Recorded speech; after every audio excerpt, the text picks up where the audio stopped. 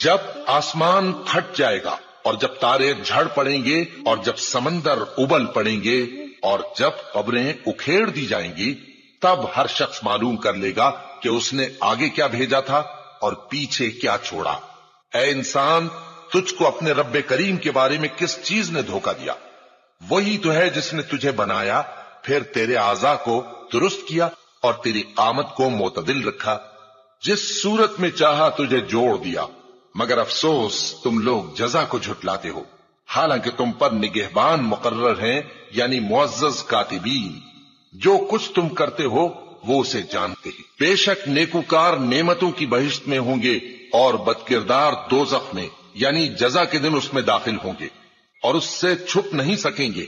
اور تمہیں کیا معلوم کہ جزا کا دن کیسا ہے؟ پھر تمہیں کیا معلوم کہ جزا کا دن کیسا ہے؟ جس روز کوئی کسی کے کچھ کام